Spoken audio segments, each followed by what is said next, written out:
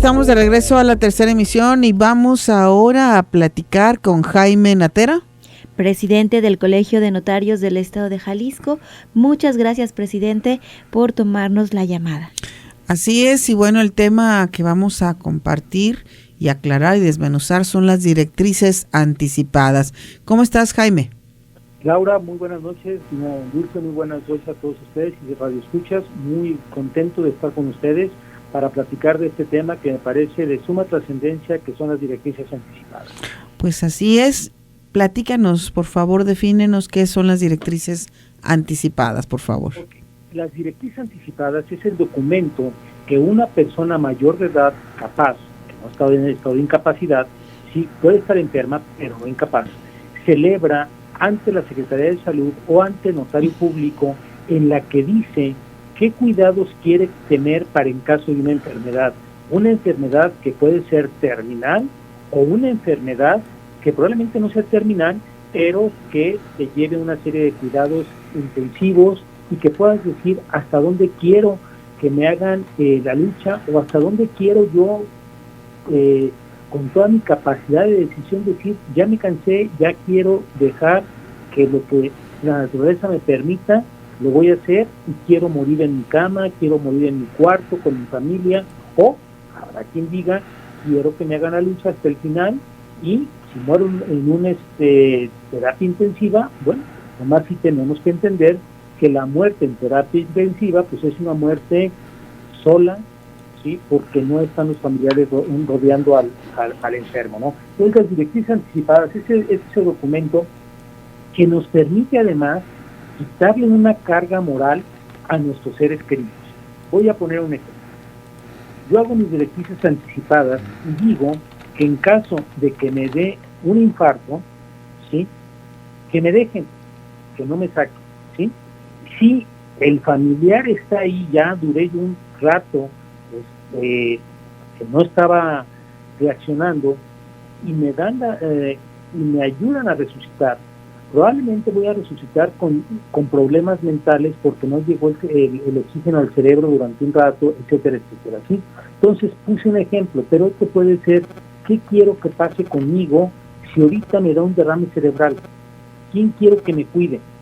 ¿Hasta dónde quiero que me cuiden? ¿Hasta dónde quiero que se gasten los recursos económicos para que, o el seguro, dieron un seguro de gastos médicos, que se esté gastando el seguro y voy a tener una atención médica, entre comillas, a veces se llama una obstinación médica, hasta que se acabe el fondo del seguro, ¿no? Entonces, esas directrices anticipadas nos permiten que cuando una persona esté en el hospital, los médicos conozcan de este documento, porque queda registrado, valga la redundancia, en el registro de directrices anticipadas que lleva la Secretaría de Salud del Estado, ¿sí? Entonces, y la obligación de los médicos es respetar esas directrices anticipadas, respetar la voluntad del paciente, y la propia ley de salud del Estado nos da una serie de derechos que tenemos los pacientes para en caso de una enfermedad, ¿sí? Entonces, en términos generales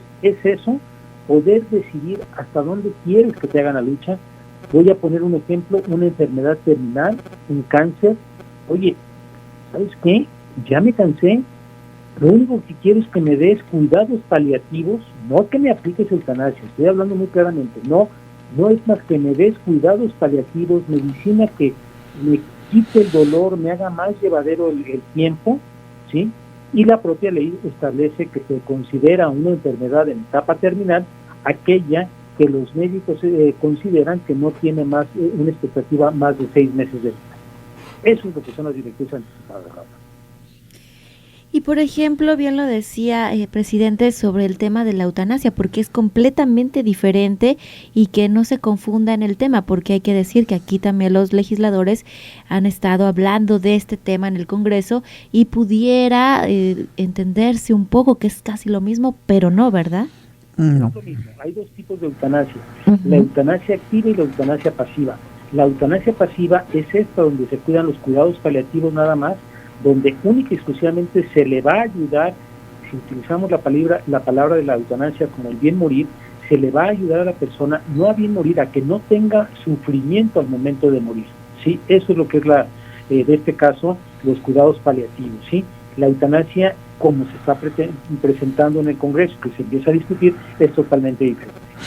Esto de las directrices, ¿a con quién lo tendría uno que dejar estipulado? Se puede hacer, como te lo decía Laura, de dos maneras. Una es en la propia Secretaría de Salud, tienen un formato, o la otra es ante el notario público, cumpliendo con los requisitos de llevar, primero tiene que firmar la persona que está diciendo las directrices anticipadas, pero también va a firmar otra persona que me parece muy, muy importante, que es el responsable de tomar las decisiones que está diciendo la persona que está haciendo sus directrices anticipadas para que se cuide y se respete, ¿sí? ¿Y por qué decía que le quitas una carga moral muy fuerte? Muchas veces nuestros padres nos dicen, si yo caigo en una etapa de terminar una situación, no quiero que me mantengan entubado, no quiero esto, no quiero que me mantengan con una vida artificial. Y en esos momentos hay que firmar un responsable de esa decisión, ¿sí? Y a veces es una firma que cuesta mucho trabajo hacer, porque sabes que estás cumpliendo con la voluntad de tu papá, pero qué mejor que esa voluntad de tu papá o de tu mamá o de tu ser querido ya lo haya dejado por escrito y que diga simplemente cumplí con el deseo de él. ¿Cuál era el deseo de él? No sufrir o estar lo más tranquilo, ¿sí? Entonces, por eso se puede hacer ante notario, tienes que llevar al responsable, que va a firmar aceptando el cargo y ante dos testigos. Lo puedes también hacer en la Secretaría de Salud, como lo dije, o ante notario público. Presidente, y por ejemplo, en dado caso de que esta información se haya dado al miembro de la familia que va a ir a firmar, al que va a ir a ejecutar esta solicitud, bueno, en el testamento, por ejemplo, conocemos la figura de la persona que se queda responsable, ¿no?, de hacer cumplir la voluntad. ¿Qué pasa cuando los miembros de la familia, entre ellos, no están de acuerdo, a pesar de que es una decisión de la persona, del paciente, del enfermo, del interesado, y que, bueno, legalmente está este documento? ¿Qué pasa? ¿Puede otras personas decir, no lo quiero, voy a meter un requerimiento legal? ¿O qué sucede cuando no están de acuerdo? ¿O no cumplir con la voluntad? Ajá. Yo creo que estás tocando un tema que me parece fundamental, Dulce y Laura. Me parece fundamental porque creo que este tema tenemos que entender una cosa, que es la cultura del respeto, ¿sí? Y el respeto es precisamente aceptar la voluntad del otro, ¿sí? Y respetar esa decisión.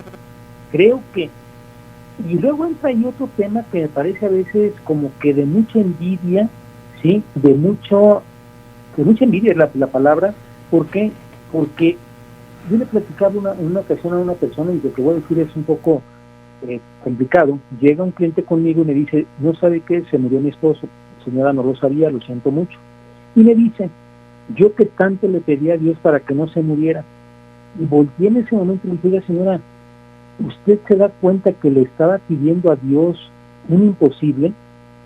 Porque usted no le estaba pidiendo que no se muriera hoy, que no se muriera, que estuviera a la misma posición de él, ¿sí? Cuando me di cuenta, sí, la regué, ¿sí? Y le dije, y ahora, ¿qué le pedía? ¿Que no se muriera ese día y que a lo mejor siguiera sufriendo una semana? ¿Sí? Después que, ya que dice que la había regado, dije, señora, dijo, no se discute. Es lo mismo que me dijo la psicóloga con la que estoy yendo, y tiene toda razón. Entonces, creo que se le quita una carga emocional muy fuerte al familiar cuando está el documento. Cuando no está el documento y que lo quieren respetar todos, pues quien lo firma asume las consecuencias de que está firmando la voluntad de su ser querido, ¿sí? Entonces creo que la palabra aquí es muy importante, es respeto, y esto tiene que ver también, por ejemplo, ahí viene el mes del testamento en septiembre, y cuántas veces sabemos que se dan los testamentos, se disponen el familiar de alguna manera sus bienes, y los seres queridos, los cercanos, tratan de impugnar el testamento porque no están de acuerdo con lo que dijo el autor de la herencia, ¿sí? Vuelvo a preguntar, ¿dónde dejamos el respeto que les debemos de tener a esas personas que confiaron o que decidieron dejar su voluntad de un medio, en este caso de las directrices anticipadas, o en el caso del testamento, ¿no?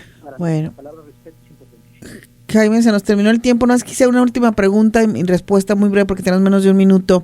¿Esto se puede hacer solamente cuando la persona interesada ya está en una situación de salud comprometida o desde antes puede prevenirlo? En cualquier momento, y lo mejor es hacerlo ahorita, porque ya cuando estés en una situación comprometida, a lo mejor ni tienes la cabeza para hacerlo, ¿sí? Creo que desde ahorita hay que pensarlo y hay que hacerlo, y son temas que tenemos que ir abordando cada vez más con la sociedad para que tengamos un tejido social más importante. Muchísimas gracias, Jaime. Muchísimas gracias y buenas noches a todos tus radioescuchas. Hasta luego, Jaime Natera, presidente del Colegio de Notarios del Estado de Jalisco. Vámonos, Dulce. Vamos a ver si alcanzamos a escuchar algo de la canción de J-Lo con Bocelli. Andrea Bocelli, ya para despedir. Adiós.